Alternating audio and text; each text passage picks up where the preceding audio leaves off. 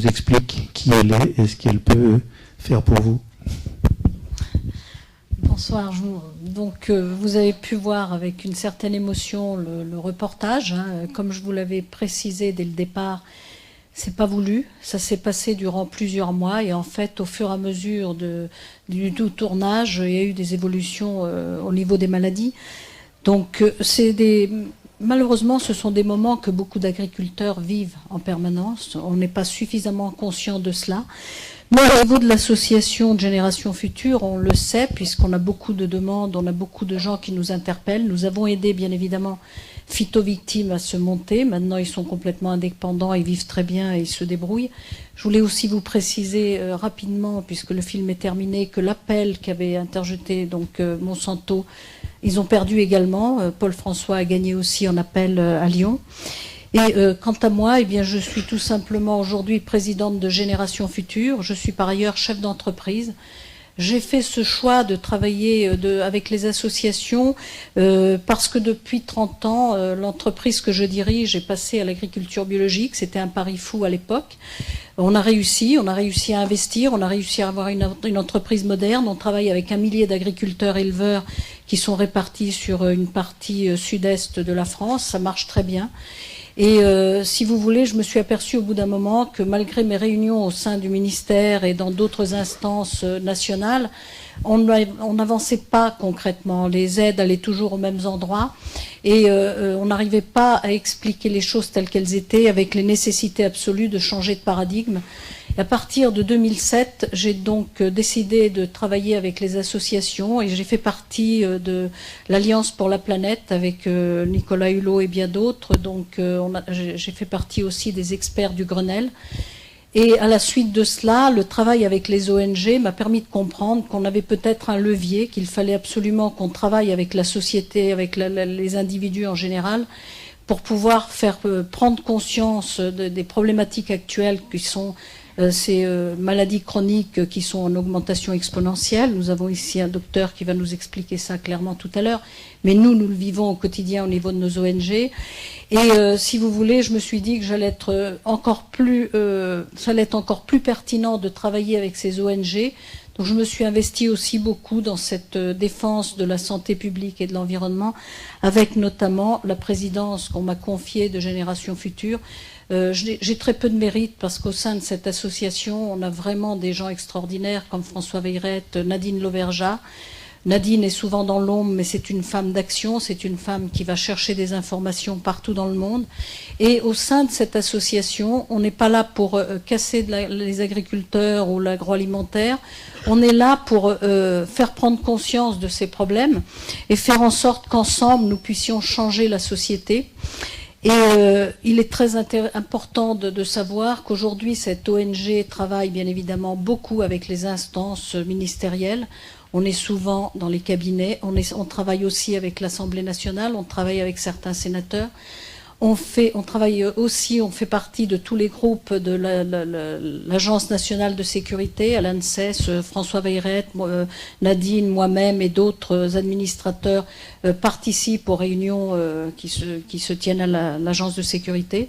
On travaille aussi quand c'est nécessaire avec la Direction générale de l'alimentation. Et lorsque nous faisons des analyses de produits, c'est pas pour casser l'agriculture, c'est simplement pour dire oui, ces produits sont dangereux, oui, on en trouve dans les fraises, on en trouve dans les pommes, on en trouve partout dans les fruits et les légumes que nous consommons. Et ça a un impact fort sur notre santé. Alors, je ne veux pas, bien évidemment, monopoliser le micro. Je vais le passer à mon voisin. Et je suis là, bien évidemment, pour répondre aux questions que vous vous posez sur tous ces problèmes de société. Merci. Merci. Alors, mon nom est Paul Bosquet. Je suis médecin de PMI, donc je m'occupe d'enfants. Et c'est trop près. Et c'est ce qui a suscité mon intérêt, parce que j'ai des enfants, j'ai des petits-enfants aussi, et je me suis intéressé depuis les débuts des mouvements écologistes aux impacts de l'environnement sur la santé. Ce qui m'a amené, il y a déjà pas loin d'une dizaine d'années, à me former en tant qu'évaluateur de risques sanitaires liés à l'environnement. Donc c'est mon deuxième métier en quelque sorte, et c'est plutôt à ce titre que je suis là. Donc les enfants qui sont notre avenir, quand on a conscience de l'augmentation de certaines maladies, on ne peut pas rester les bras croisés. Ce n'est pas possible. Donc, encore une fois, c'est vrai aussi, notre but, ça n'est pas de culpabiliser les personnes qui sont piégées, comme le disent eux-mêmes ces agriculteurs, vous les avez entendus, dans un système, mais c'est que toute la société civile se mobilise pour voir comment on peut sortir de là. Et il y a bien sûr beaucoup de chemin pour ça. Donc ne vous laissez pas plomber complètement ni par le film, parce qu'il y a de l'espoir. Moi je garde espoir. Il y a tout un tas de choses qu'on peut faire. Il y a l'investissement auprès d'associations comme Génération Future qui montent une antenne sur le coin. C'est à ce titre que nous sommes là, invités par eux. Et bon, moi, mon travail se situe plus du côté de notre responsabilité en tant que citoyen et consommateur. Il y a bien sûr l'action politique, l'action de ceux qui ont les compétences pour se déplacer dans diverses instances, mais je crois que par nos choix de consommation, par ce qu'on laisse entrer dans notre maison, par ce qu'on boit, ce qu'on mange, les produits d'entretien qu'on utilise qui peuvent contenir des pesticides, la cosmétologie, les jouets qui peuvent contenir des pesticides.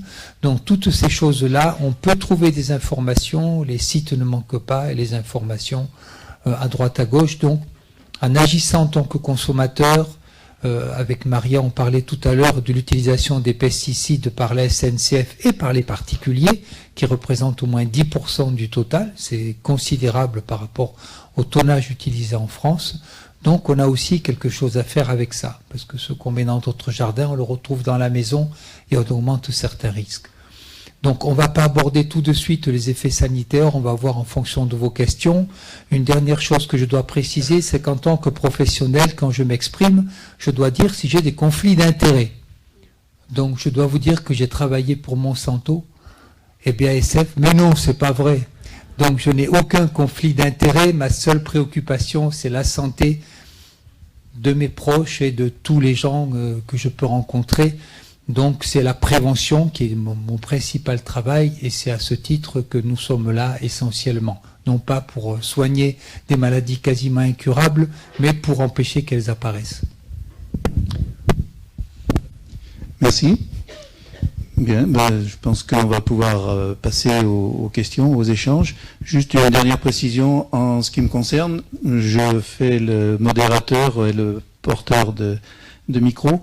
Mais je suis de formation ingénieur agronome de formation, donc éventuellement, si dans le débat il y a besoin de précision sur le plan agronomique, je pourrais peut-être aussi mettre un petit grain de sel. Voilà.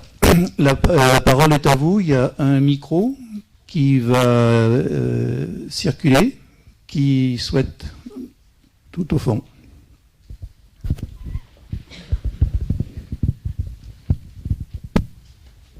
Bonsoir. Moi, je pense qu'il faudrait, ça serait bien de commencer par définir ce que c'est qu'un pesticide exactement. Je suis pas sûr que tout le monde sache vraiment ce que c'est. Alors, on appelle pesticides des produits qui sont aussi appelés des produits phytopharmaceutiques. Ça peut vous donner une idée. C'est parce que pesticide, ça fait un peu peur.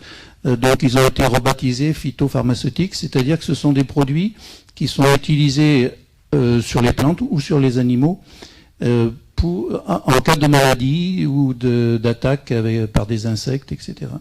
Donc c'est pour gérer les maladies et les parasites sur les cultures et les animaux. Il y a des pesticides qui sont issus de la synthèse, c'est-à-dire qui sont fabriqués en laboratoire, des molécules de synthèse, mais on peut considérer aussi qu'il y a des pesticides qui sont considérés comme naturels ou issus de produits naturels, même s'ils sont un peu transformés après, comme par exemple le cuivre, qu'on utilise de trop, même en agriculture biologique, parce que même les produits naturels ne sont pas forcément inoffensifs. Voilà rapidement ce que sont les pesticides. Maintenant, il y a des tas de catégories de pesticides, et je pense que sur le plan sanitaire, il faut préciser quels sont les liens entre la molécule et les organismes vivants. Ce qu'il faut peut-être rappeler, c'est qu'on parle des pesticides de synthèse qui ont été utilisés après la Deuxième Guerre mondiale. Si vous voulez, c'était des armes de guerre, hein, ne l'oublions pas. On avait des usines, il fallait en faire quelque chose. Il est clair aussi qu'après une guerre comme celle que nous avons connue dans les années 40, il y avait des problèmes il fallait nourrir les populations, et on s'est aperçu qu'en utilisant ces produits-là, on arrivait à augmenter les productions agricoles. Donc on a commencé à le faire. Mais dès la fin des années 50, nous avons un certain nombre de scientifiques qui ont commencé à tirer les sonnettes d'alarme en disant c'est bien, on a augmenté les productions, c'était une nécessité après la guerre, mais maintenant, changeons de paradigme, ces produits sont dangereux, il va falloir modifier leur utilisation et surtout la réduire. Or, qu'est-ce qui s'est passé durant ces années? Les firmes ont compris qu'il y avait beaucoup d'argent à se faire en vendant ces produits-là, donc on a continué royalement à le faire sans se préoccuper et sans mettre en place des procédés suffisamment pertinents pour voir les conséquences sanitaires, environnementales sur la biodiversité et le reste. Et ces produits nous ont amenés aujourd'hui à des carences, à des problèmes bien évidemment environnementaux, à des problèmes de santé publique, à des problèmes de l'air, de l'eau, etc. Et ces molécules se sont tellement accumulées dans les sols et même dans nos corps. Au niveau de générations futures, nous avons fait des enquêtes ces dernières années et dans les cheveux des femmes en âge de procréation, on pourra en parler tout à l'heure, on retrouve toutes ces molécules pour des gens qui n'ont jamais vécu à la campagne, simplement par la consommation et puis l'air qui est pollué. Et il y a une accumulation dans nos graisses, etc. Donc on a des conséquences sanitaires. Mais au-delà de ça, on s'aperçoit aussi que l'agriculture mise en place et travailler avec ce type de produits amène des aliments qui sont beaucoup moins nutritifs. C'est pas nous qui le disons, hein. Aujourd'hui, il y a une très belle étude, notamment sur les pommes, et il faut aujourd'hui consommer 100 pommes pour avoir l'équivalent d'une pomme des années 50, quand on est en conventionnel. L'agriculture biologique s'en tire relativement bien, mais pour le reste, c'est pas des études d'écologistes, ce sont des études scientifiques. Donc, si vous voulez, on a aussi appauvri notre alimentation de cette manière-là, et une belle étude américaine nous précise aussi que les problèmes dus à l'intolérance au gluten viendraient aussi du fameux Roundup vendu par la firme que nous connaissons, Monsanto. Et là aussi, ce ne sont pas les écologistes qui le disent, ce sont des scientifiques et en plus des études américaines qui viennent le dire. Mais évidemment, on regarde, on laisse passer ces études, et s'il n'y avait pas un certain nombre d'ONG, de médecins, de chercheurs qui s'unissent pour dénoncer cela, on continuerait royalement à laisser monter en puissance ces maladies dont vous allez nous parler, hein, les cancers, les problèmes d'infertilité, les problèmes Parkinson, les maladies neurotoxiques, etc. Donc je pense qu'il faut vraiment qu'on soit conscient et qu'on différencie bien ces molécules de synthèse et les pesticides qu'on peut utiliser autrement et qui, pour certains même de synthèse, ne sont pas des perturbateurs endocriniens et peuvent avoir moins de conséquences sanitaires sur la santé. Oui, pour répondre aussi, dans les pesticides, on classe habituellement les herbicides. Alors, c'est vrai que moi je m'élève un peu rapidement contre le terme phytopharmaceutique ou phytosanitaire qui est utilisé par l'UIPP, Union des industries de la protection des plantes. Je ne vois pas en quoi un herbicide protège une plante. Bien sûr, il est censé protéger la plante qu'on cultive, mais le but c'est de tuer les indésirables. Donc quelque chose qui tue, c'est comme un antibiotique, il protège peut-être un organisme, mais il va tuer des microbes qui dans certains cas sont utiles. Voilà, donc il y a essentiellement ces herbicides donc ou désherbants, il y a des fongicides qui tuent les champignons, comme sur la vigne l'oïdium, le mildiou, bon pour citer que cela. Il y a des insecticides, c'est-à-dire des insectes, des papillons et d'autres bestioles qui viennent pondre sur des fruits et qui pourrissent le fruit ou qui le dénaturent. Et donc on va tuer ces insectes, en particulier en arboriculture. S'il y a des arboriculteurs ici, vous savez que certaines, par exemple la vigne, bon, elle utilise surtout des fongicides, mais en arboriculture, on utilise beaucoup d'insecticides. Hein, voilà. Donc après on abordera donc je veux repréciser par rapport à l'UIPP et au lobbying de l'industrie que beaucoup d'études sont frauduleuses.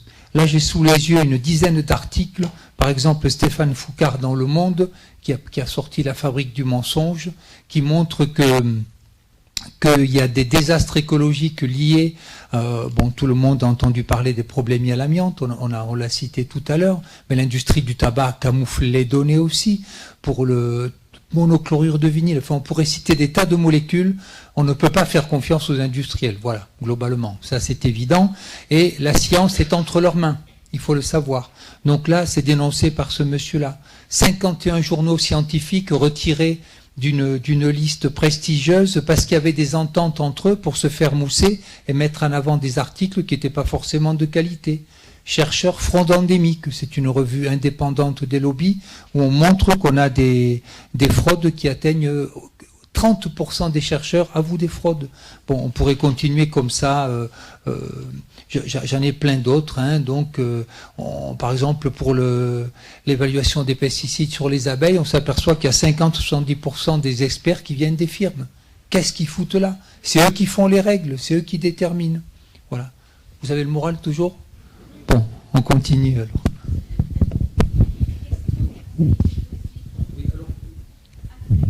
Peut-être ça, puisque je suis là pour vous parler des effets sanitaires des pesticides, si vous le souhaitez, on aborde ça tout de suite. C'était pour voir s'il y avait des questions urgentes là qui vous démangeaient, parce que j'ai 5 ou 6 diapos, mais on peut... Voilà. En attendant la prochaine question, peut-être noter aussi comment se fait-il que des produits qui sont étiquetés herbicides, d'autres fongicides, d'autres insecticides, peuvent avoir une incidence sur une santé humaine? A priori, le lien n'est pas évident, donc il faudrait peut-être expliquer quelles sont ces molécules sur lesquelles on met une étiquette particulière, mais qui en fait sont des biocides tout simplement. Oui. Bonsoir. Vous m'entendez, hein? Oui, c'est bon. J'ai simplement une petite question à vous poser. Je voulais savoir, dans la population générale et chez les agriculteurs en particulier, quelle est la part de la cancérogénèse liée aux pesticides, liée à la génétique, ou liée aux habitudes addictives comme l'alcool, le tabac ou... Alors, les agriculteurs, leur espérance de vie, je sais pas, je peux pas confirmer ça parce que les ouvriers agricoles sont parmi ceux qui ont l'espérance de vie la plus basse, avec les manœuvres, les maçons. Globalement, les agriculteurs font moins de cancers parce qu'ils fument moins, et c'est la seule raison. Mais il y a certains cancers, comme les tumeurs du cerveau, les leucémies, les lymphomes, les cancers de la vessie, où on élimine des pesticides par ce biais-là, c'est un émonctoire, qui sont plus importants. Alors faire la part, vous avez entendu le chiffre tout à l'heure, 5 à 25%, c'est une fourchette énorme. On pense qu'il y a, là c'est une moyenne entre les deux chiffres, mais à peu près 15% de cancers qui seraient professionnels. Malheureusement, on n'a pas de culture de ça, c'est-à-dire que pour la sécurité sociale, sans parler de la MSA, le système d'assurance agricole, on a des études qui sont faites, mais on sait qu'il y a très peu de maladies qui sont reconnues, parce que vu qu'il y a des causes autres, quelqu'un qui fume et qui fait un cancer de la vessie, est-ce que ce sont les pesticides qu'il a utilisés? On ne peut pas faire la part des choses. On sait que certains produits vont multiplier ou augmenter les risques. Quand on vous dit qu'un viticulteur qui utilise des pesticides a 3,5 fois plus de risque de faire une maladie de Parkinson, 3,5 fois, ça fait 350%. Ça veut dire qu'il a plus de 3 fois plus de chances que ce soit dû aux pesticides plutôt que ce soit dû au vieillissement. Alors là, la génétique, voilà. La génétique, pourquoi est-ce qu'on en parle? Parce que ça intéresse la recherche, parce qu'il y a des sous à faire.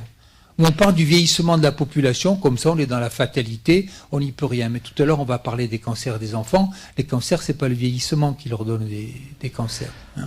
En dehors de la génétique, il y a quand même le comportement personnel avec l'addiction à l'alcool. Oui, mais c'est pratiquement alors plus de 50%. Non, ça c'est les chiffres que veut nous donner le ministère parce que ça les arrange. Et si vous voulez, Vous savez, on est souvent, nous, au c'est niveau de public. nos ONG, oui, mais c'est public, certes, mais est-ce qu'on vous dit le nombre de cancers quotidiens, c'est-à-dire qu'on est à plus de 1000 nouveaux cas de cancer par jour actuellement en France? Est-ce que vous entendez parler de cela à la télé? Je ne crois pas. Donc ça veut dire qu'il y a une augmentation exponentielle de ces maladies et que malheureusement au niveau des pesticides, ça ne se fait pas sur le champ, c'est-à-dire qu'on peut avoir une maladie immédiate, on peut avoir une réaction immédiate, mais on a aussi des effets à très long terme et sur plusieurs générations. On le sait maintenant. Et la bombe à retardement, elle nous arrive maintenant. Et on pourra en parler aussi avec les enfants. Ça, c'est les nouvelles études. Donc, si vous voulez, ce qu'il faut savoir, c'est qu'en France, on est le premier pays consommateur de pesticides d'Europe, puisqu'on consomme à nous tout seuls un tiers de la consommation totale européenne, ce qui n'est pas négligeable, puisqu'on a beau nous dire que c'est le premier pays agricole. Aujourd'hui, les pays de l'Est ont quand même des surfaces suffisamment importantes et intéressantes, et il n'empêche que nous consommons à nous tout seuls un tiers de la consommation totale. Par ailleurs, on est aussi le premier pays au monde au niveau des cancers hormonodépendants. On vient d'avoir les chiffres. Est-ce qu'on les a communiqués ? Je n'en suis pas certaine. Donc peut-être qu'on peut aussi faire des liaisons par rapport à cela. Et aujourd'hui, clairement, au niveau mondial, les études qui sont faites sont très claires. On ne parle pas suffisamment de ces problèmes dus aux produits chimiques de synthèse. Et à chaque fois qu'un chercheur essaye de l'expliquer, vous avez connu le cas de Gilles-Éric Serralini, quand il a démontré que le Roundup était dangereux, il continue à le démontrer, on a essayé de le faire passer pour un fou. Comme c'était publié dans des revues internationales, on n'a pas pu lui enlever. Il n'empêche qu'un an après, la revue internationale américaine a embauché quelqu'un de chez Monsanto et on a enlevé cette publication. Cette publication a été refaite ensuite par des revues européennes, c'est-à-dire qu'on a reconnu la véracité. Et figurez-vous que ça, vous le savez encore pas, mais depuis la semaine dernière, Marc Felou, qui est un scientifique payé par l'industrie chimique, donc l'UIPP, à l'époque où l'étude est sortie, est passé sur toutes les télés en disant c'est un farfelu, c'est pas un vrai chercheur. Ce monsieur-là vient d'être condamné, il part en correctionnel pour faux et usage de faux par rapport à ce que Gilles-Éric venait de dire. Donc si vous voulez, on est aujourd'hui face à des lobbies, face à des gens qui ont une puissance exceptionnelle, qui ont énormément d'argent et qui font croire que ça marche. Mais comment peut-on encore se dire en France que malgré cette augmentation des maladies chroniques qui ne sont pas transmissibles, on est dans un système de santé où jusqu'à maintenant les gens mouraient parce que, enfin jusqu'à maintenant, il y a quelques décennies on mourait parce qu'il y avait des maladies qui se transmettaient, on avait des problèmes avec les microbes, on avait des problèmes avec les virus, etc. Ça peut revenir, mais si vous voulez, ces maladies-là ne se transmettent pas et elles sont en augmentation constante et d'une manière exponentielle. Par ailleurs, aux États-Unis, où ces produits ont été utilisés massivement, et notamment avec les OGM, l'espérance de vie, là, on nous en parle pas non plus. On est en train de regarder de près, et apparemment, il y aurait une diminution d'environ 8 années d'espérance de vie. Donc, vous voyez, il y a quand même des corrélations, il y a quand même des choses qui sont suffisamment parlantes, et il ne s'agit pas de remonter les populations les unes contre les autres, mais de dire qu'il faut regarder les choses en face et qu'on ne peut pas continuer à compter les malades, à compter les petits-enfants dans les hôpitaux qui de plus en plus attrapent ce genre de maladies et ils n'ont pas le temps de les créer. On parlait l'autre jour à Annecy d'un môme de 7 ou 8 mois qui avait un cancer. Il n'a pas eu le temps de le développer. Malheureusement, ça a été transmis, mais certainement par les molécules en question dont on sait aujourd'hui qu'elles sont effectivement dangereuses et qu'elles peuvent agir sur plusieurs générations. Oui, pour préciser, là, je vois un article qui a été publié justement sur Monsanto cible le cœur de la science et place ses prostituées. C'est pas moi qui ai écrit ça. Hein. Donc ça veut dire que Monsanto décide des articles qui sont publiés dans les revues et arrive à placer ses pions pour faire retirer un article validé par des pairs et d'autres qualités comme celui de Serralini. Mais il n'est pas le seul à avoir été harcelé, dénigré. Il y a plein de chercheurs, dès qu'ils ont des études indépendantes, et n'oubliez pas, les études indépendantes, elles travaillent pour l'intérêt général, pour vous, pour nous, hein, pour nous protéger. Et les intérêts des lobbies, qu'est-ce qu'ils font? Ils font des études conçues pour ne pas montrer, bien sûr, de problèmes. Hein. Mais ce sont des études frauduleuses. Encore une fois, il y en a plein qui sont retirées. Leur but aussi, c'est que dès qu'il y a un chercheur comme Seralini qui sort une étude, ou avec l'amiante, il y en avait plein aussi. Il ne faut pas oublier que l'amiante, on savait en 1898 les effets. Un siècle après, on l'interdit. Un siècle après. 3000 morts par an en France à cause de l'amiante. On sort un peu de notre sujet, je ne peux pas donner le même chiffre exactement pour les pesticides, mais ce qu'on voit effectivement sont des augmentations et des problèmes qui se transmettent en transgénérationnel. Et qu'on ne nous raconte pas que ce sont des mutations génétiques. On sait que l'épigénétique, que la génétique, qu'est-ce que c'est? C'est une machinerie au service de la membrane cellulaire, nous disent les épigénéticiens. C'est-à-dire qu'on a quelque chose dans l'environnement qui va dire à la cellule, maintenant tu dois exprimer ce gène ou pas. Hein? Donc la génétique, on a des prédispositions, bien sûr, mais une mutation, elle ne vient pas comme ça. Bon, on sort un petit peu, on entre trop dans le domaine technique, mais il faut savoir que, donc, regardez avec les OGM, on a étouffé OGM parce qu'on parle des pesticides aussi, hein, avec les maïs résistants sur lesquels a travaillé. Hein. Donc on étouffe les controverses. Quand vous avez l'industrie qui paye 15 chercheurs qui font des études frauduleuses pour en bousiller un et le faire taire parce qu'il a sorti une étude qui montrait un effet, comment ça s'appelle ça, hein? C'est de la corruption. Donc on s'aperçoit que le public, dans beaucoup de cas, n'a plus confiance dans la science. Et on comprend parce que c'est pas de la science, ça. La science galvaudée et manipulée, c'est pas de la science. Voilà, donc les recherches dans l'intérêt particulier général, elles sont brisées. Il y a une question par là. On aura le temps de... Voilà, si vous voulez. Oui, bonsoir. Ça marche, hein? Alors, oui, nous sommes dans la Drôme, le premier département biologique de France, en termes d'agriculture biologique.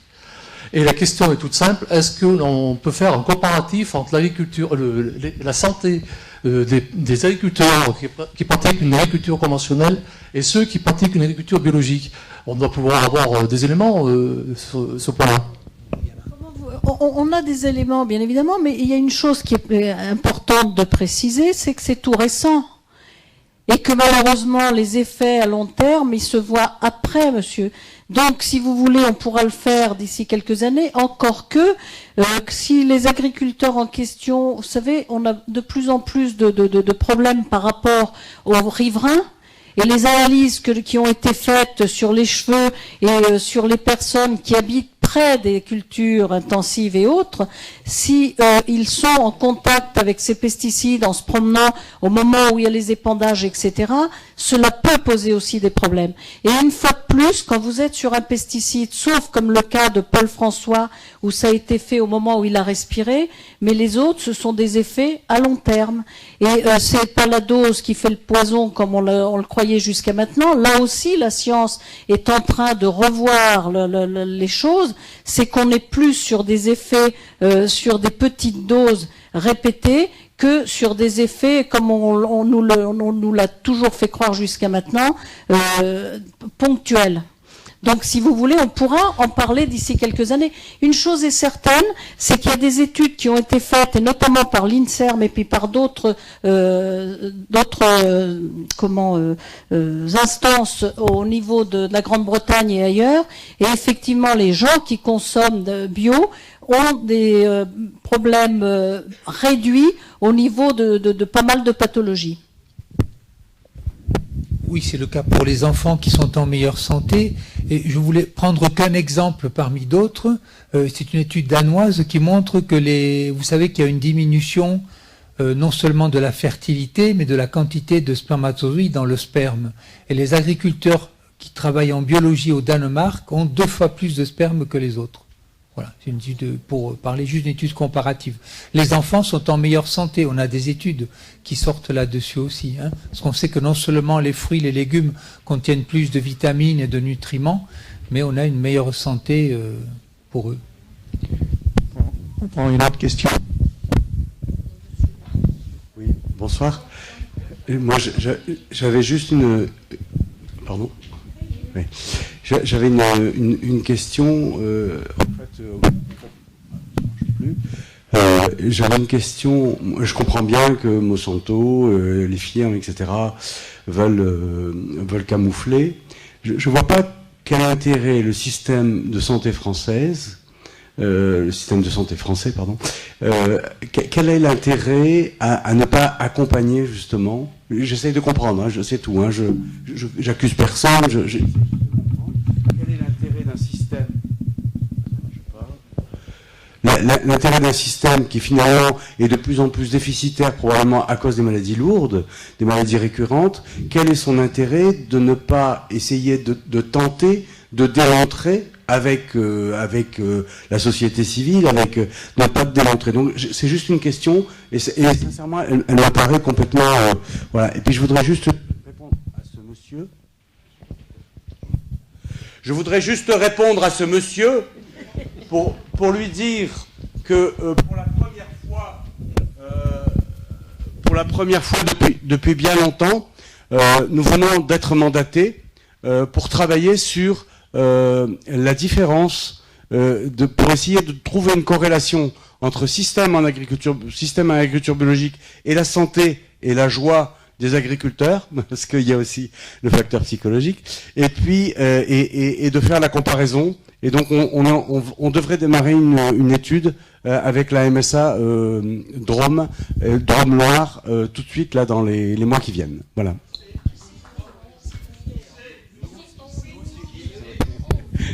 Alors c'est la maison familiale et rurale d'Anneyron avec un groupe donc d'étudiants en licence en agriculture biologique donc qui vont travailler sur un projet tutoré pendant un mois et demi pour essayer, alors non pas de démontrer, mais simplement de faire des constats sur la santé, sur l'utilisation du médecin, enfin la plus grande.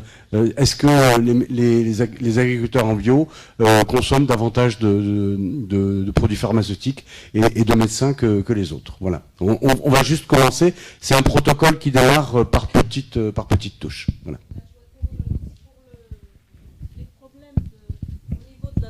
Si vous voulez, en étant assez régulièrement quand même au niveau des instances décisionnelles, que ce soit dans les ministères ou ailleurs, je peux vous dire que nous n'avons pas du tout les mêmes moyens de pression, que l'économie passe bien avant le reste et qu'il y a une constante, il y a des lobbies constants qui sont tant au niveau des ministères qu'au niveau de l'Assemblée qu'au niveau des parlementaires, que souvent les parlementaires sont de bonne foi. Pourquoi? Parce que dans l'hémicycle, eh bien, ce sont ces gens-là qui viennent leur expliquer. Nous n'avons pas le temps, nous, au niveau de nos ONG, au niveau de la société civile, nous sommes trop peu nombreux, nous avons trop peu d'argent pour aller leur expliquer. Donc les informations qu'ils ont viennent de ces firmes qui, elles, ont les moyens d'avoir du personnel partout et d'expliquer. Donc l'économie passe avant, et l'ancien président de la République l'avait dit ouvertement, ras-le-bol de l'écologie et de la santé, on va faire passer d'abord l'économique, parce que finalement, c'est pas une bonne chose que de parler de santé, de parler d'environnement.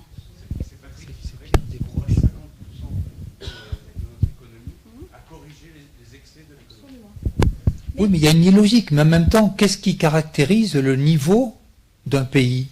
Alors, par quoi on compare? C'est pas comme le Bhoutan avec l'indice de bonheur brut, hein, on n'en est pas encore là. C'est le PIB, effectivement. Donc, comme disait Pierre Desproges, tant que le cancer nourrira plus de gens qu'il n'en fait mourir, il n'y aura pas de prévention. Et nous, notre intérêt, et si on est là ce soir, c'est pour la prévention. On n'a pas de raison de s'enrichir.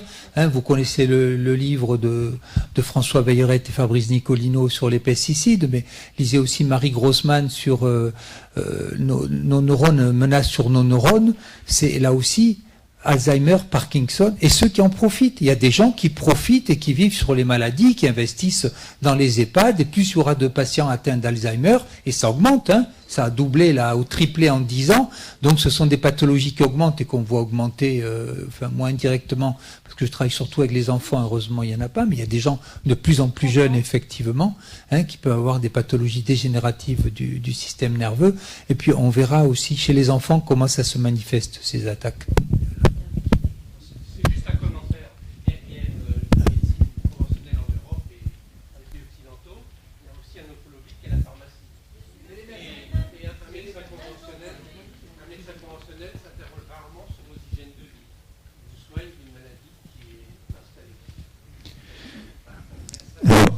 Attendez, alors, je pense que tout le monde ne peut pas profiter, parce que c'est peut-être pas audible dans l'ensemble de la salle.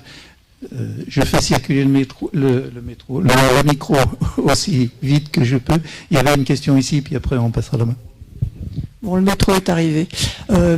Donc moi je vais poser une question parce qu'en fait c'est assez déprimant tout ce qui se dit quand même, on le sait tout ça déjà, bon, c'est un peu déprimant, donc je voudrais poser une question par rapport à l'agriculture biologique. C'est souvent un des arguments qui est donné justement par les gens qui ne sont pas passés au biologique, c'est oui mais l'agriculture biologique ne pourrait pas nourrir.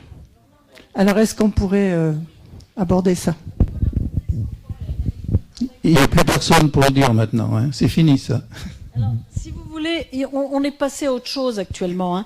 Regardez ce qui se passe en France. On produit de moins en moins parce qu'on est sur sur des terres qui diminuent en permanence. N'oubliez pas qu'on a perdu quand même sur les 10 dernières années 25% de nos fermes.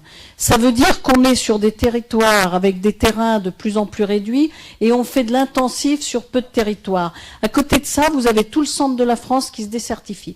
Mais sans parler de cela, il y a un super rapport qui a été rendu par Olivier de Schutter à la demande des Nations Unies et où il est clairement défini que l'agriculture biologique non seulement serait capable de nourrir l'ensemble de la population actuelle, mais le double de la population actuelle. Si on prêtait attention à ce qui se passe, et ça c'est pas les écologistes qui l'ont dit, je vous dis, c'est au niveau des Nations Unies. Simplement, aujourd'hui, en réduisant les gâchis que l'on a, parce qu'on produit, on parle d'agriculture, mais on oublie de parler de l'agroalimentaire. Et l'agroalimentaire est tout aussi dangereux parce qu'on met des produits qui sont tout aussi dangereux que les pesticides. Les pesticides sont aussi utilisés en agroalimentaire, hein, pour conserver, pour stocker, etc. Et l'agroalimentaire utilise des produits qui sont abominables, mais c'est pas grave, on jette beaucoup. On élève des poulets qui consomment 7 kilos de céréales avec lesquelles on pourrait nourrir une famille pendant une semaine, et ensuite, quand il y en a trop, on leur trouve une maladie et on en tue plein, hein, des millions régulièrement. Donc, si vous voulez, actuellement, si on supprimait une partie seulement de ce qu'on jette dans nos pays industrialisés, c'est entre 35 et 40% de l'alimentation, plus une aide aux pays en voie de développement où on ne sait pas conserver les céréales. Vous prenez en Inde, ils perdent entre 60 et 70% de leurs récoltes, tout simplement parce qu'ils n'ont pas les silos, parce qu'il y a des insectes, parce qu'il y a des conditions de stockage qui ne sont pas bonnes. Donc ce rapport-là est très clair, et en plus cela permettrait aussi de préserver nos terres, parce que dans nos régions, on arrive encore, grâce à nos climats, à préserver cette couche, ce substrat. Mais vous prenez en Chine, dans les zones où ils ont commencé à travailler avec des pesticides, le substrat en question diminue en permanence, et aujourd'hui, ils en sont à acheter des terres en Afrique et ailleurs, où on crée des famines d'un autre côté, mais si vous voulez, tout simplement parce qu'on a mis des méthodes en place qui détruisent cette terre.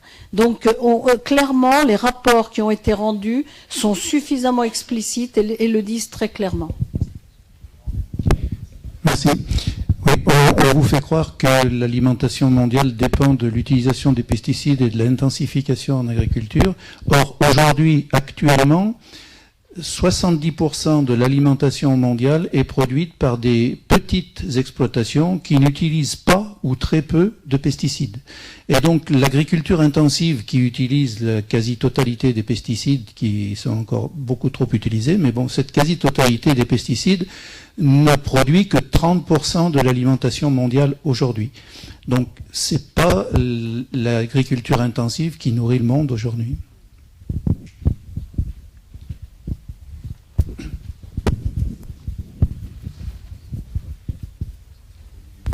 Oui, je suis agriculteur, arboriculteur et viticulteur. Je voudrais faire deux remarques. Vous êtes dans un département, ici le département de la Drôme, où, ça a été dit, on est l'un des premiers départements bio, mais surtout on est un département où on n'a jamais voulu opposer les agricultures.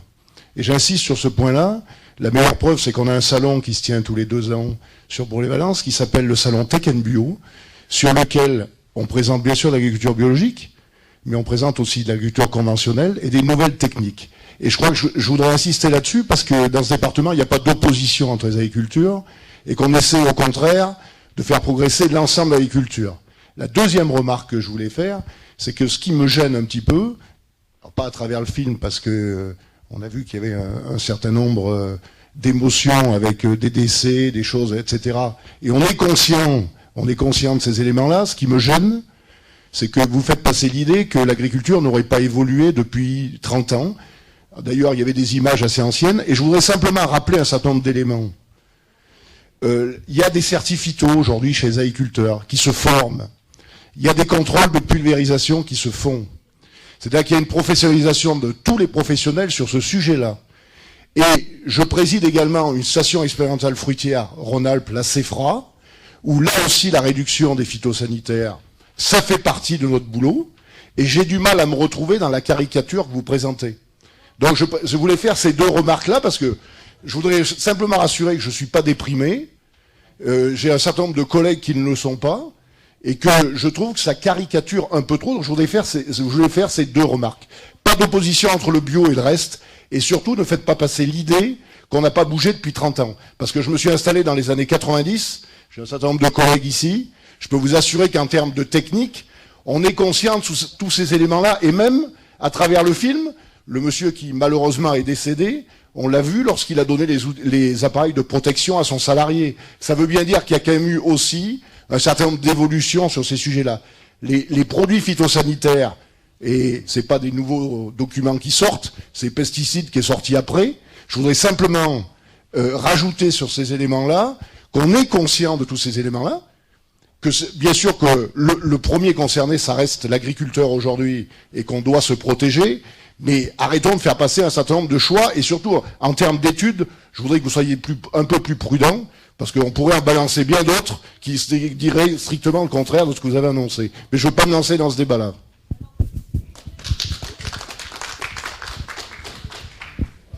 Je donne le micro à nos intervenants. Alors d'abord, Tech et Bio, monsieur, vous avez raison. Et puis nous-mêmes, je suis désolée, je ne pense pas avoir dit une seule fois dans la soirée « jeter la pierre aux agriculteurs ». Et là, vous avez peut-être compris différemment, mais j'ai un profond respect pour l'agriculture.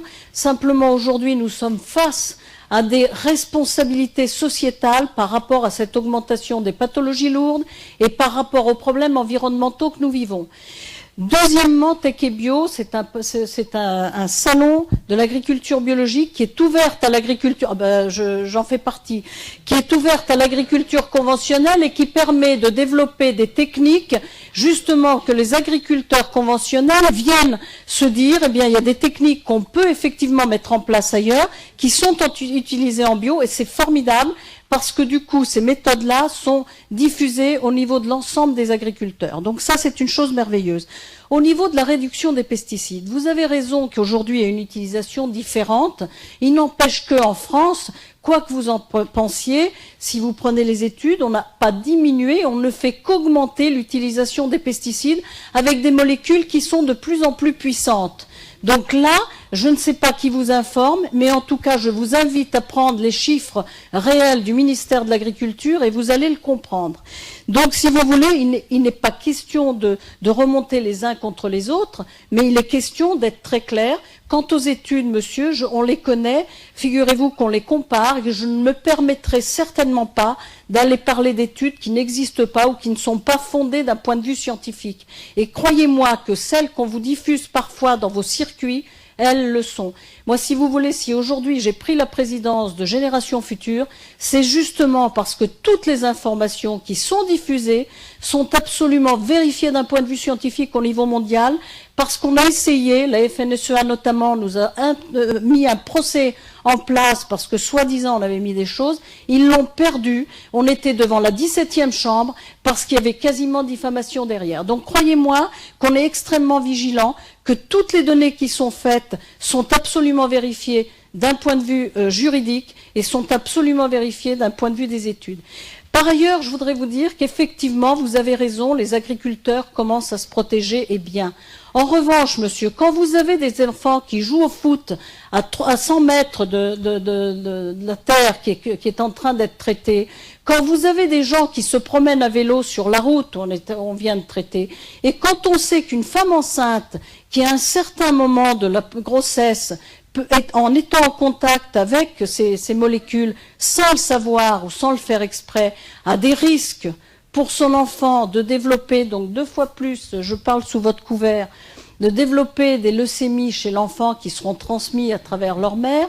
Au niveau des femmes qui sont en contact avec ces pesticides, 27 fois plus de risques. Alors, je vais reprendre les chiffres pour ne pas raconter de bêtises. Eh bien, vous les avez, vous allez pouvoir les donner. Mais si vous voulez, ce ne sont pas des choses qu'on invente. Et il est hors de question, bien évidemment, de jeter la pierre aux agriculteurs. Il est question de dire, il faut qu'on change les méthodes, qu'on réapprenne aux gens à faire de l'agronomie, parce que effectivement, on vous a formé et on a formé le monde agricole de cette manière-là. Mais c'est pas de vous dire, vous êtes fautif à 100%, pas du tout. Mais aujourd'hui, on est conscient des problèmes et il faut qu'ensemble, avec la population, nous arrivions à modifier les choses.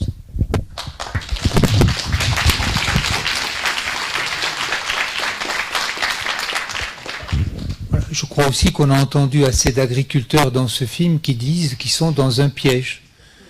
Malheureusement, une fois qu'on est malade, alors c'est vrai qu'on a attaqué un petit peu les solutions. C'est pas grave si on fait les choses dans le désordre. Je crois que c'est bien de répondre, mais il y a eu des questions qui concernaient quels sont les effets. Alors on me demande quels sont les effets que j'ai constatés. J'allais dire, on n'en a rien à faire de ce que j'ai constaté. Mais quand même, je constate, puisqu'allant dans les écoles, je suis de plus en plus sollicité pour des troubles du comportement des enfants. Et en consultation, on voit de plus en plus de petits qui ont pas les testicules qui descendent ou qui ont l'urètre, au lieu d'être au bout du pénis, si ça bouche, ils font pipi par-dessous. Et ça, c'est un signe de féminisation. La distance entre l'anus et le scrotum, on va voir ces choses-là, si vous voulez bien. Bon, j'aime pas trop regarder l'écran, je préfère être en lien avec vous, mais on va faire rapidement. Donc, pour les cancers, j'ai un PowerPoint assez complet sur tous les aspects liés aux pesticides, mais c'est parce que très souvent, les industriels, qu'est-ce qu'ils veulent? Ils veulent des preuves, justement, des études. Et ces études, ils les provoquent comme des études de cohorte qui prennent 15-20 ans parce qu'ils veulent gagner du temps. Pendant ce temps, ils se remplissent les poches. Mais nous, on a déjà des éléments avec l'évaluation des risques beaucoup plus rapides de l'expérimentation animale. On ne va pas en discuter ce soir, mais c'est un autre problème. Mais on a des modèles même cellulaires qui nous permettent de voir. Mais là, ce sont des études épidémiologiques. C'est-à-dire qu'on a des éléments chez les humains où on voit des augmentations. Alors, qu'est-ce qu'on voit? Parce que en 25 ans, le cancer du sein a été multiplié par 2. Voilà.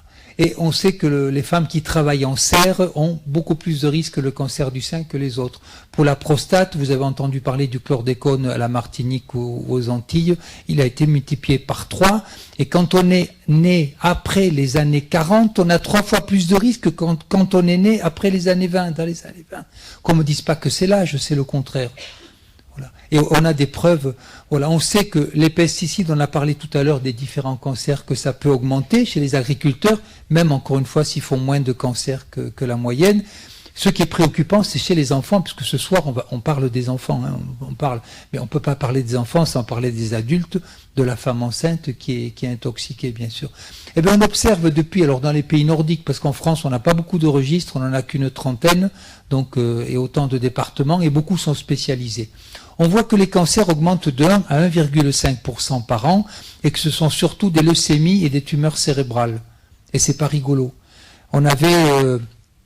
Actuellement, on a un enfant sur 440 à peu près qui fait un cancer, avant l'âge de 15 ans. C'est énorme quand ça vous tombe dessus, c'est une catastrophe. Et on a des éléments qui font le lien avec ça.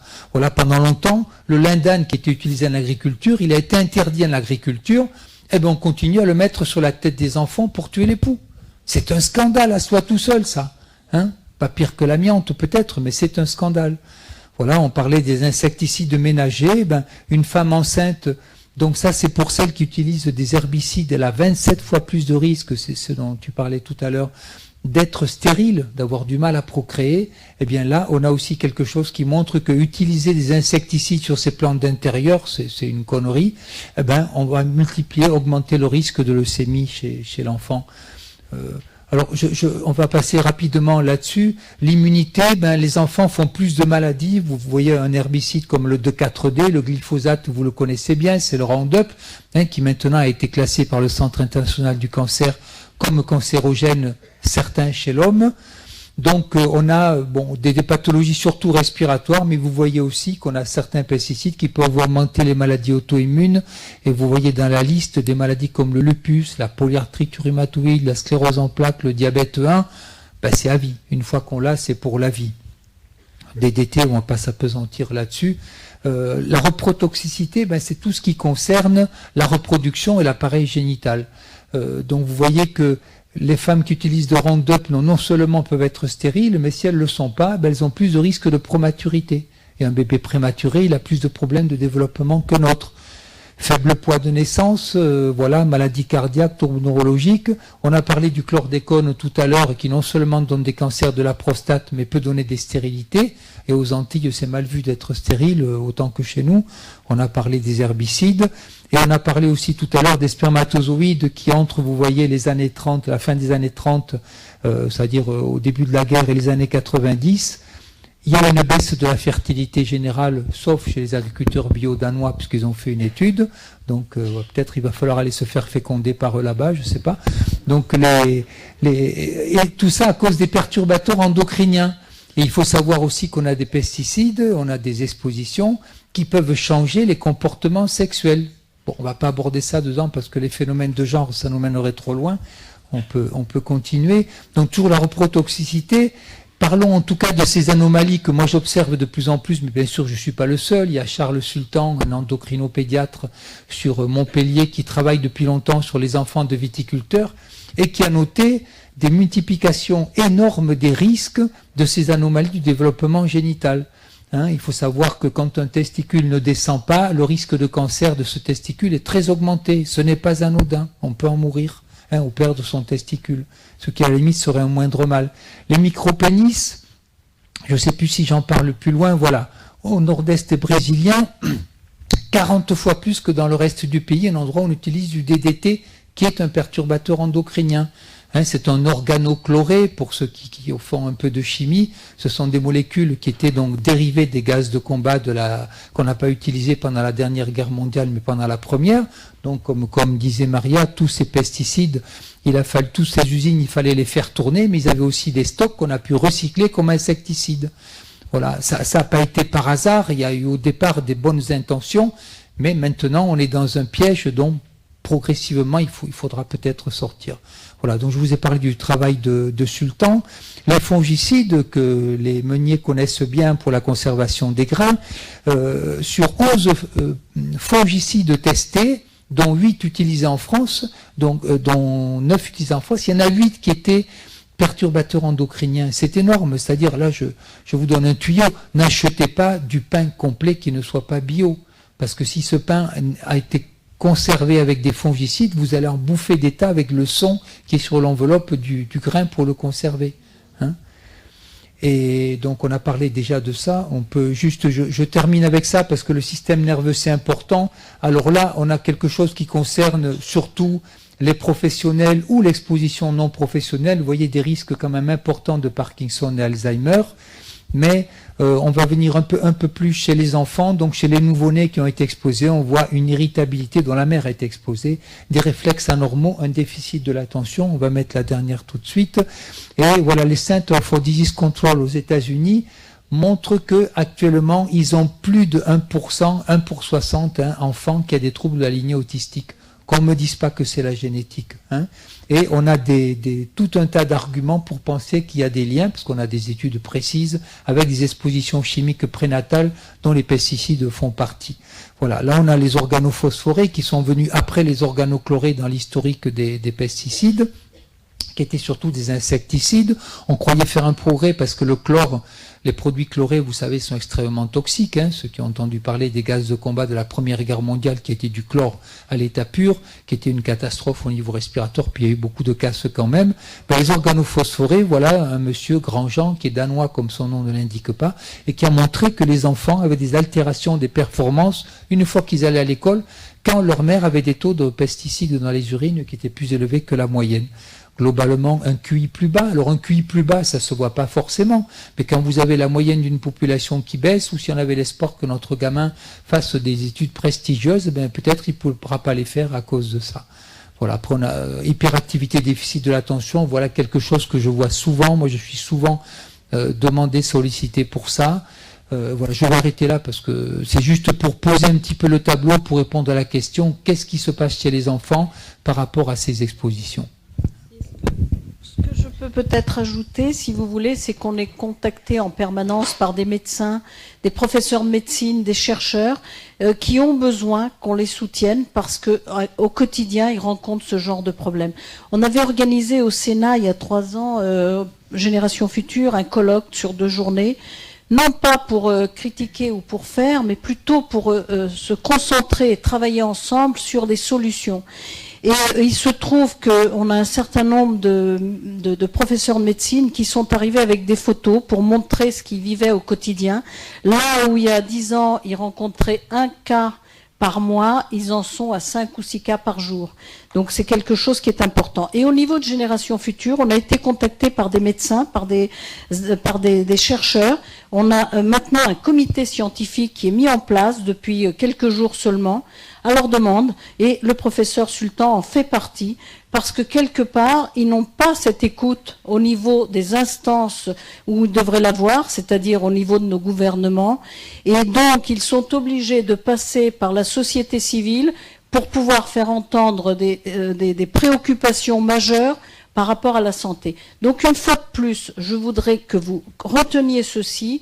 Il n'est pas question de remonter les gens les uns contre les autres. Il est question de travailler ensemble pour une évolution qui soit positive et qui permette à chacun de prendre conscience de la nécessité absolue de changer de paradigme.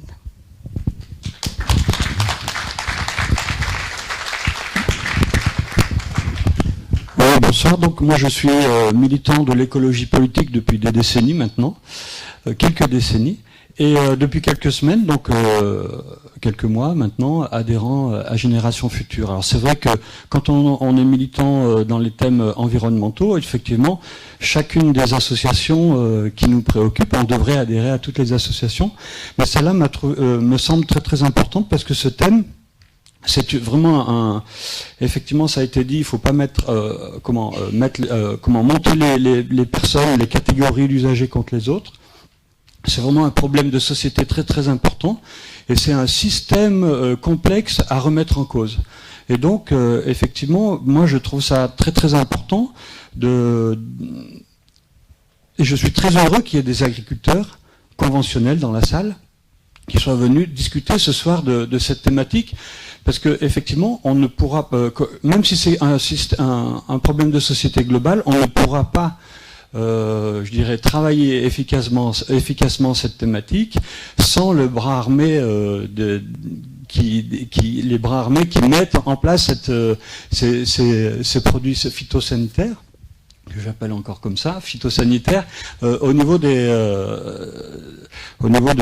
l'agriculture. Ce que je voulais dire, c'est qu'effectivement, c'est un problème de société, et dans la société, il y a énormément de gens qui ne se rendent pas compte de leur pouvoir au-delà des agriculteurs sur ce thème-là. Il y a tous les consommateurs. Donc je pense que c'est très très important à ce que chacun de nous utilise son acte de consommation aussi pour favoriser une autre agriculture. Et maintenant, je voudrais revenir sur l'agriculture biologique, puisque vous l'avez mentionné tout à l'heure. Effectivement, il y a beaucoup de travaux, de réflexion, et la région, donc dans laquelle j'étais jusqu'à décembre dernier, a pas mal aidé justement les agriculteurs à faire, on dira, leur mutation vers l'agriculture bio. Et quand vous dites tout à l'heure, effectivement, beaucoup d'agriculteurs au-delà de l'agriculture bio font un effort pour utiliser de moins en moins en quantité des produits chimiques. Alors c'est un peu contredit parce que vous avez dit tout de suite après, mais je crois quand même à la sincérité du monde agricole là-dessus. Effectivement, moi quand j'étais élu régional, on avait une difficulté, c'est qu'effectivement le cahier des charges de l'agriculture bio est en quelque sorte le seul outil que la société peut avoir vis-à-vis du monde agricole pour dire, bah tiens, est-ce que ce produit est issu d'une agriculture sans pesticides ou non? Donc effectivement, on a appelé après, il y a toute une technique, je pense que tout le monde en a entendu parler, on a appelé ça l'agriculture raisonnée. En fait, c'est des gens qui sincèrement, je pense, veulent aller vers moins d'usage massif de ces produits phytosanitaires. Le problème, c'est que la collectivité, la société, Donc moi, je faisais partie d'une instance représentant la société, la région Rhône-Alpes. Effectivement, quand on est dans cette position-là, on n'a pas d'outil pour mesurer qu'est-ce que c'est que l'agriculture raisonnée. Par contre, on a un outil qui est le cahier des charges de l'agriculture bio pour mesurer l'évolution du monde agricole sur ces techniques-là. Donc c'est vrai que c'est très important que vous soyez là, parce que je pense qu'il va falloir que de plus en plus le monde agricole se coltine, entre guillemets, la société, les usagers, le voisinage aussi, parce qu'il y a aussi beaucoup de problèmes de voisinage entre une exploitation agricole, on dira, classique, et son voisinage. Il y a des soucis, parce que certains veulent être protégés, etc. Donc c'est très important qu'on construise ensemble les solutions à venir. Et je voudrais quand même faire le parallèle sur le réchauffement climatique. Il y a quelques décennies, nous étions très très peu nombreux à insister sur le fait qu'il y avait un vrai problème de changement climatique. Aujourd'hui, la minorité dit que, la très très grande majorité dit qu'il y a effectivement des problèmes climatiques. Et je crois qu'on est un peu dans cette situation-là aujourd'hui. Il faut accepter la nouvelle connaissance sur les pollutions liées aux produits phytosanitaires et construire ensemble des solutions d'avenir.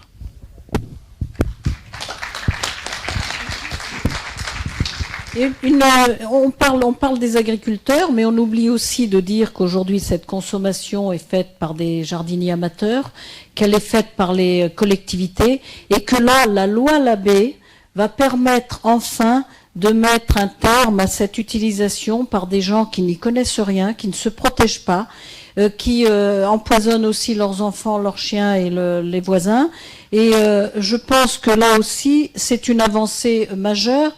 Et cette loi Labbé qui devait intervenir pour une interdiction rapide, les industriels sont intervenus et on ne mettra ça en place qu'à partir de 2020, voire 2022.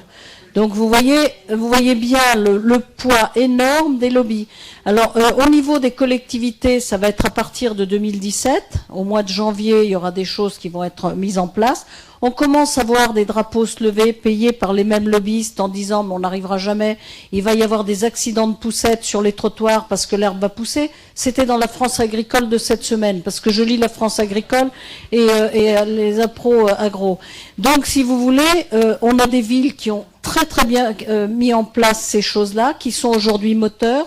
Nous avons, nous, au niveau de Génération Future, l'année dernière, dans notre action annuelle, la semaine pour les alternatives aux pesticides, remis des récompenses aux villes qui avaient travaillé sur le sujet. On a une femme, notamment à Bruxelles, à Versailles, qui est responsable des services techniques et qui a su manager ça d'une façon extraordinaire.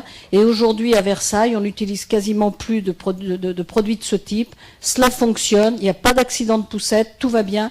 Donc je pense que c'est à nous aussi de demander et d'insister auprès du gouvernement pour que ces actions-là, au niveau des gens qui n'ont pas besoin dans leur profession d'utiliser ces produits, que cela leur soit interdit très très rapidement.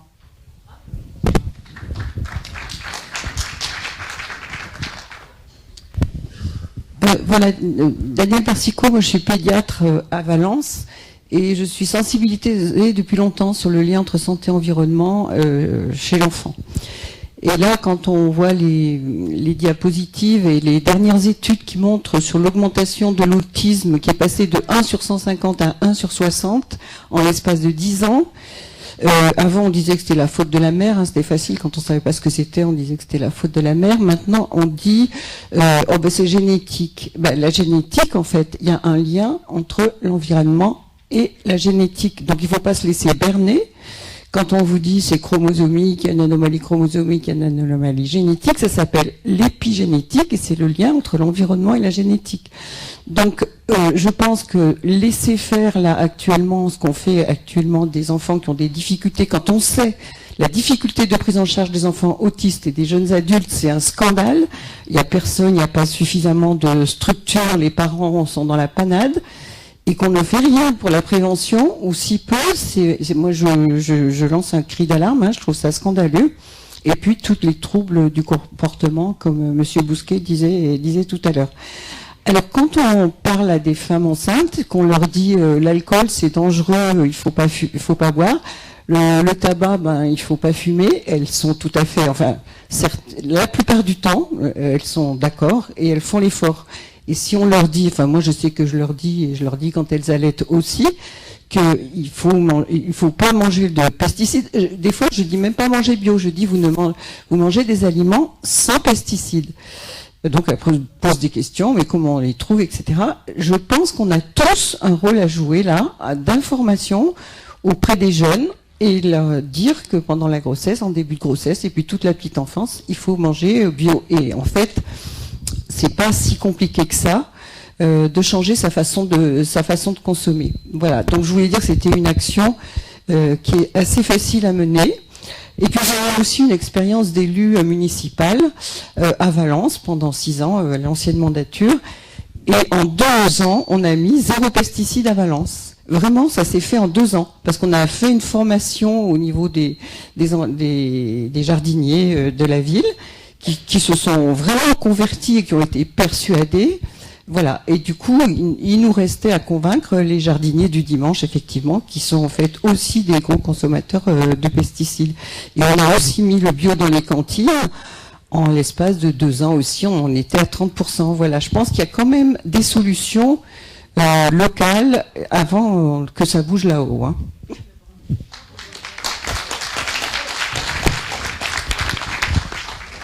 Alors, par rapport à cette alimentation, vous avez complètement raison, mais ce que je voudrais rappeler peut-être aussi, c'est que la bio, c'est pas seulement l'agriculture, c'est la transformation agroalimentaire. Et on oublie très souvent de parler des problèmes majeurs dus aussi à l'utilisation de produits chimiques de synthèse, qui ne sont pas forcément, il y a des pesticides, mais il y a aussi des appétants, des colorants, des exhausteurs de goût, qu'on sait aujourd'hui qui sont classés dans des catégories potentiellement cancérigènes avérés, perturbateurs du système endocrinien, mais jusqu'à maintenant, la science a voulu marquer le pas en disant c'est pas grave, la dose journalière admise est tant de temps, vous pouvez y aller. Or, quand on fait des analyses, et là aussi nous avons fait, il est à votre disposition, nous avons fait une enquête en 2011 sur le menu qui est suggéré par le ministère de la Santé pour les enfants. On est allé dans les supermarchés, nous avons acheté les produits transformés qui contiennent donc tous ces appétants, colorants et autres. Hein. Et à la fin de la journée, en restant très soft, hein, parce qu'on a fait très très attention dans la publication, on a fait relire par des juristes, on a donné les informations en prenant vraiment le minimum. L'enfant avale un peu plus de 128 molécules chimiques différentes en fin de journée. Dans ces molécules en question, nous n'avons recherché que les perturbateurs endocriniens, les potentiellement cancérigènes et cancérigènes avérés. Donc vous voyez que c'est vraiment toute la chaîne alimentaire qui a son importance, parce que lorsqu'on transforme dans les usines et qu'on utilise ces produits, ces colorants, ces appétants, ces exhausteurs de goût, eh bien ce sont des produits qu'on va retrouver ensuite aussi dans l'eau, qu'on va retrouver dans la terre, qu'on va retrouver dans l'air. Donc c'est des pollutions qui viennent aussi là jouer sur la santé, notre santé à nous, la santé de nos enfants et la santé de l'environnement. Donc il ne faut pas oublier cette partie-là au niveau de notre chaîne alimentaire globalement. Et au niveau du bio, effectivement, c'est interdit, ces produits-là sont interdits tout au long de la chaîne. Donc il faut manger équilibré, mais en même temps, quand vous supprimez toutes ces molécules qui sont ajoutées ensuite, eh bien, vous êtes gagnant par rapport à la nutrition et par rapport à la santé. Et une chose que je voudrais souligner aussi, vous savez qu'on a les chiffres aujourd'hui de ce que coûtent les perturbateurs endocriniens au niveau de l'Europe. Au plus bas, c'est 157 milliards d'euros par an.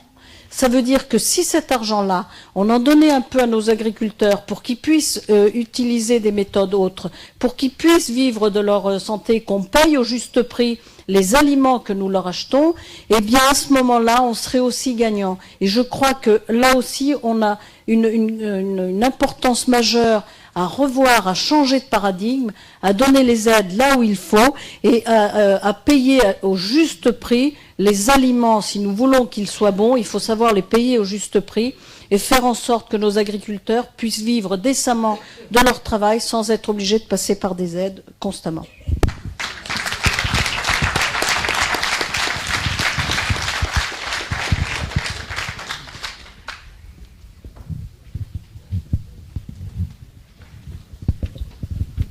Bonsoir, moi je suis agriculteur bio à Perrin, je suis un des seuls avec la ferme de Cocagne, je crois, à Perrin. Je suis un peu gêné pour prendre la parole parce que je travaille avec tous mes collègues là, avec qui que je m'entends bien et avec lesquels j'ai envie de continuer à travailler. Et pour le coup, ça me posera un problème qu'ils partent en se sentant coupables de quoi que ce soit. Parce que je pense qu'ils sont pas plus coupables que... Bah, il se trouve que c'est mon frère aussi qui a parlé tout à l'heure. Donc... je pense qu'ils sont pas plus coupables, eux, que les gens qui poussent leur caddie chez Leclerc ou nous qui partons en vacances à l'autre bout du monde. Donc, bon, bref. Donc ça, donc ce que je veux dire, c'est que c'est vraiment un choix de société. Bon, on l'a tous dit, vous l'avez dit, mais j'aimerais vraiment le redire. Il n'y a pas de culpabilisation et on est vraiment dans une chaîne. On est vraiment dans une chaîne tous. Après, je voudrais dire 2-3 petites choses. Parce qu'on a rarement l'occasion. Alors là, pour le coup, je vais peut-être jouer un peu contre mon camp. Mais parce que j'ai besoin d'être encore copain avec mes collègues. Non, c'est pas vraiment pour ça, c'est parce que j'ai envie de dire aussi qu'il y a des simplifications, et je me dis c'est bête, il y a un débat, autant prendre le temps un petit peu de, vous le prenez, donc c'est chouette, de dire 2-3 petites choses. Pesticides, on en utilise en bio. C'est pas les mêmes, ça n'a rien à voir. Les effets, notamment dans le long terme, n'ont rien à voir, mais par contre, sur le court terme, on utilise des produits dangereux, qui n'auront aucun impact, parce qu'il n'y aura pas de rémanence. Il n'y aura pas de rémanence ni dans l'environnement, ni au niveau du consommateur. Mais malgré tout, quand on intervient avec notre pulvérisateur dans notre parcelle, on peut faire des dégâts avec des produits bio, mais localement, au moment où on traite, on peut être dangereux. Parce qu'on peut utiliser des produits bio. Il y a un produit qui s'appelle le spinosade, par exemple.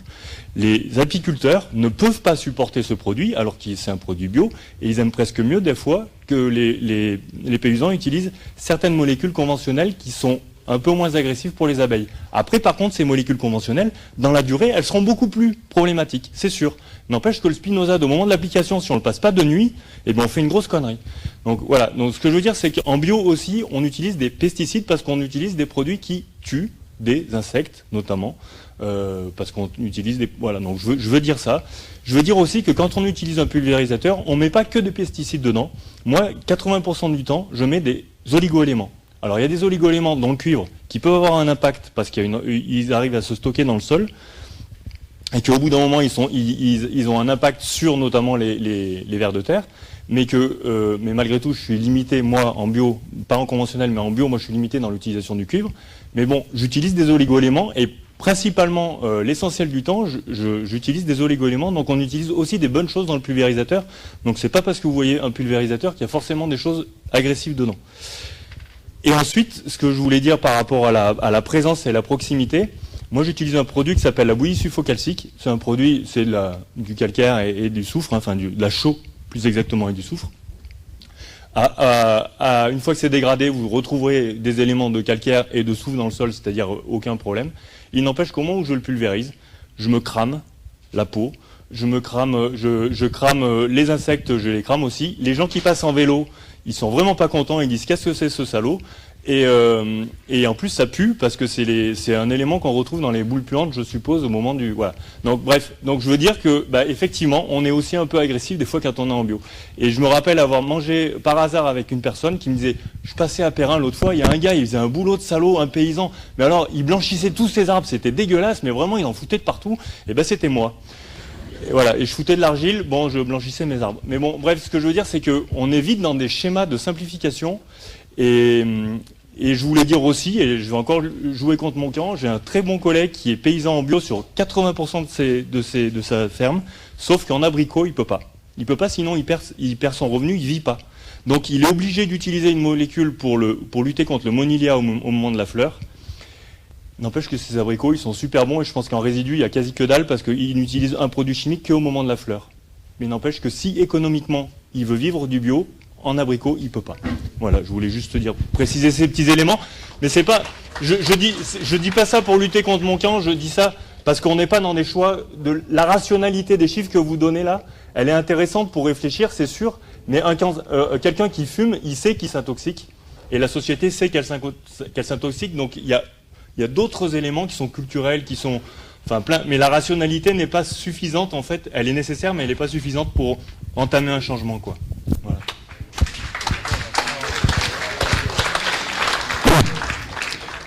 On est bien d'accord, il n'y a pas que les pesticides qui nous empoisonnent. Mais ce soir, le sujet, c'était les pesticides.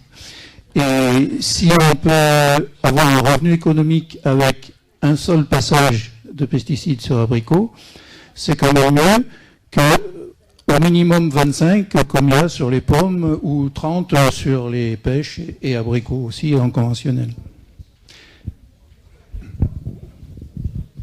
C'est vrai que souvent, quand on aborde ces problèmes et qu'on donne des chiffres bruts, il peut y avoir un choc cognitif.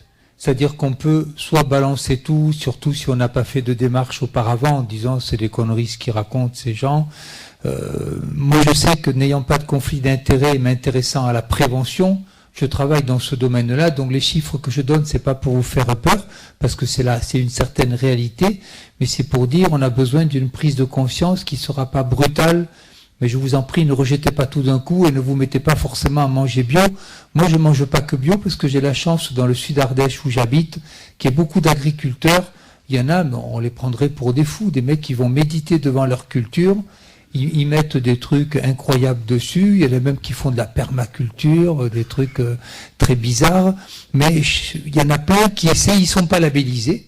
Ils sont pas en bio, ils sont pas Nature et Progrès. Il y en a aussi des Nature et Progrès ou des Méter ou ce que vous voulez.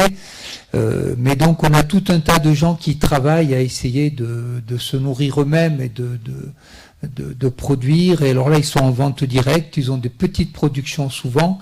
Et ça, c'est le seul moyen de s'en sortir souvent pour un petit agriculteur. On est dans un système qui a réduit tellement la masse des paysans qui nous nourrissaient, où on avait 70-80% de paysans. Hein. Moi, je suis petit-fils de paysans des deux côtés. Et donc ça, je renie pas mes origines. Bon, j'ai eu la chance qu'ils utilisaient surtout sur les vignes autour du soufre et du sulfate. J'ai toujours vu utiliser que ça, jamais d'autres pesticides. Mais une fois, j'ai surpris mon père avec un truc de la roténone, je crois, c'était bon.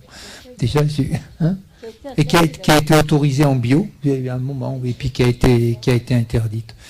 Donc je veux revenir aussi sur le fait que si vous n'êtes pas dans une démarche de consommation telle que celle-là, il y a une gradation, bien sûr. Je crois que ce sont les études qui ont été faites par la direction de la consommation, tout ça, qui à un moment montré que sur les poivrons espagnols, par exemple, on avait des dépassements des limites de résidus, donc de la dose journalière acceptable, ce qui est une connerie, sur la dose aiguë pour les enfants. Alors c'est rare qu'un enfant il bouffe 500 grammes de poivrons, en général, heureusement, ils n'aiment pas trop ça. Mais donc, c'est quand même pas normal qu'on se retrouve sur le marché français avec des produits qui dépassaient de telles doses. Ça fait partie aussi, bon, je parle des poivrons, parce qu'avec la tomate, les fraises, on a... La France et l'Espagne, on a trouvé les mêmes résultats. Hein. Oui. En France, alors, nous avons publié cette enquête il y a 2 ans. La Direction générale de l'alimentation avait fait une enquête. Nous sommes arrivés quasi au même résultat. Et si vous voulez, on a trouvé sur les produits français autant de contaminants que sur les produits espagnols, avec en France des produits qui étaient interdits, 2 produits qui étaient interdits depuis 2005, et en Espagne 2 produits qui étaient interdits depuis 2007.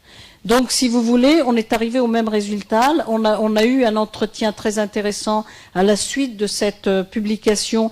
On avait averti les gens. Depuis 2 ans, on leur disait attention, on trouve des résidus très forts et c'est dangereux. Les fraises, les enfants en consomment beaucoup, c'est dangereux. Donc, on a mené cette enquête au sein de Génération Future et on l'a publiée après.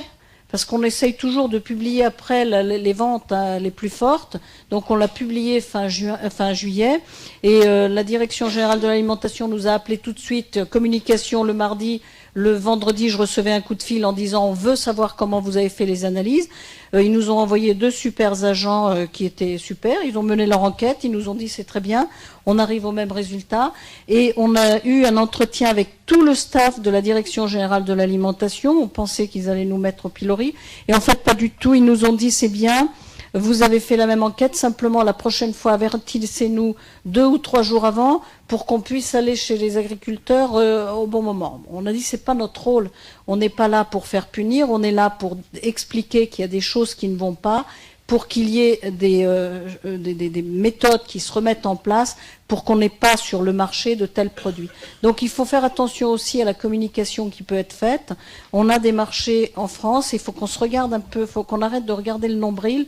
on a à peu près les mêmes problèmes que dans les autres pays et les produits qui sont vendus sont tout aussi contaminés. Donc là aussi, il y a des actions à mener. Et je pense que depuis, les producteurs ont modifié leur méthode et on arrive à des résultats qui sont beaucoup plus intéressants. Donc quand on veut, on peut. Je finis juste ce que j'étais en train de dire, c'est que quand on change ses habitudes, par exemple, on parlait de végétarisme, puisqu'il faut 7 à 10 grammes de protéines végétales pour faire 1 gramme de protéines animales, souvent, suivant qu'il s'agit de poulet ou de bœuf, et donc c'est un coût élevé.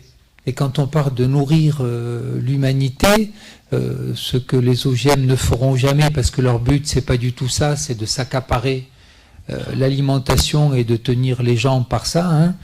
Donc quand on veut changer ses habitudes, on peut commencer par des petites choses, par exemple par les produits laitiers qui eux vont concentrer non seulement les phtalates des process de fabrication, mais là aussi les OGM que la bestiole aura mangé, ou certains perturbateurs ou des acides gras de mauvaise qualité. Les œufs, la viande et les laitages, on peut commencer par ça. Après, vous avez sur certains sites, je ne sais pas si c'est le cas pour Génération Future, mais certains sites américains, par exemple, qui s'intéressent à la santé, aux pesticides, où on fait un classement des fruits et des légumes en fonction de leur teneur en pesticides. Et vous avez ceux qui sont avec les plus faibles teneurs, qui souvent ont des peaux épaisses, comme les pamplemousses, le melon, la citrouille, et qui seront moins contaminés que les pommes, les fraises ou les poivrons ou les tomates qui eux ont une peau fine et souvent va se manger et seront voilà, plus contaminés en surface. Voilà. Après il y a les consignes, vous savez en Espagne on a des chercheurs, vu l'agriculture intensive avec des pesticides interdits depuis longtemps ou autres, on a des chercheurs qui disent qu'il faut laver les fruits et les légumes avant de les consommer avec de l'eau et du savon. Parce qu'on n'a pas que des produits hydrosolubles.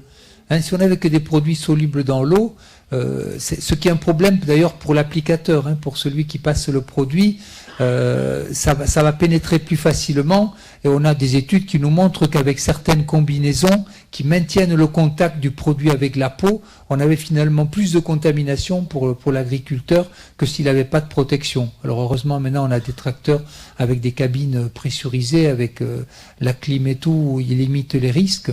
Mais après il faut penser que les produits restent aussi et que ces produits qui sont gras, hein, qui sont liposolubles, qui sont organiques, eh ben, parfois il faut le simple lavage à l'eau peut ne pas suffire.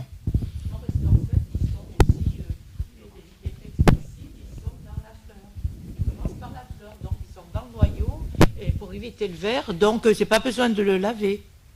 Enfin, on peut le laver forcément pour enlever le plus, mais en général, il traite par la fleur déjà. Alors donc, il est dedans. Le pesticide est dans le fruit. Oui.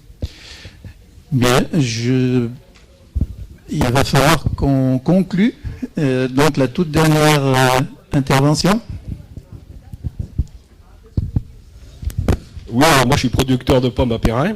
Ça fait 10 ans que je travaille pour les pommiers, les poiriers, les abricotiers. Et chaque année, je réduis mes traitements. Alors on est toujours en train de dire que les producteurs de pommes passent 30, 40, 50 fois. Il faut des fois pas toujours écouter tout ce qu'on dit à la télévision. Moi, je pouvais vous faire voir mon cahier. Chaque fois que je traite, je marque ce que je passe. Je marque tout le temps. Et je traite que 14 fois cette année. Alors on dit que les paysans ils détruisent nous, mais c'est pas vrai. On essaye de plus en plus on se protège déjà nous déjà on passe du temps pour traiter. Alors comment voulez-vous qu'on traite pour rien faire? On traite que quand on a besoin. Voilà, je voulais dire ça. Nous on n'a pas le choix, on est obligé de traiter. On a des maladies sur le pommier qui est la tavelure, qui est l'oïdium. On est obligé de la traiter par des produits, des fongicides, des trucs comme ça, anti-tavelure. Merci. Donc, oui, mais compte tenu de l'heure, je pense qu'on va passer à la conclusion. Donc, Maria. En fait, si vous voulez, moi, je pense qu'effectivement, on a avancé. Hein, on est là pour discuter. On n'est pas là pour se disputer. On est là pour ensemble travailler sur l'avenir. Et au niveau des conclusions, moi je voudrais simplement dire que là vous avez réussi à réduire à 14, c'est parfait. Quand on est à 30 ou 40 dans le Limousin, on a encore fait quelques enquêtes. Mais je pense qu'il faut aussi travailler peut-être sur les variétés. On est arrivé avec des variétés qui aujourd'hui posent des problèmes de maladie. Il faut peut-être les adapter au terroir. Et on a voulu faire les mêmes pommes partout. On a habitué les consommateurs à vouloir des pommes toutes de la même grosseur, etc.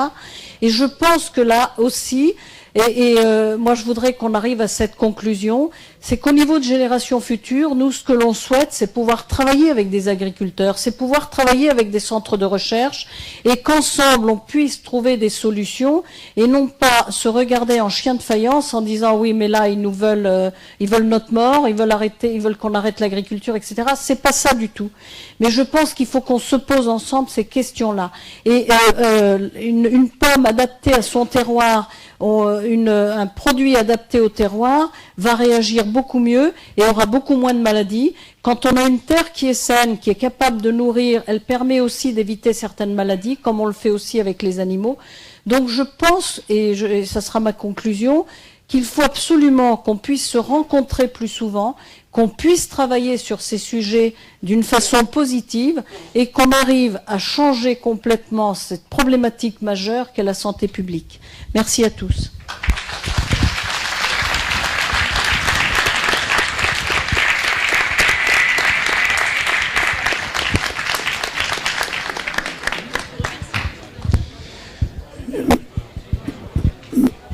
Un petit mot. Paul Mosquet voulait refaire une conclusion, pardon. Je sais pas. Non, allez-y, hein, on n'est pas... Non, je voulais juste parler d'un exemple, puisqu'on a parlé de viticulture. Moi, j'ai une petite nièce qui a repris avec son compagnon, qui est le 8e d'une génération de viticulteurs avec une appellation contrôlée près de Montpellier. Elle s'est mise à l'agriculture biodynamique. Quand j'ai entendu ça, je me suis dit, qu'est-ce que c'est que ce truc ésotérique, farfelu?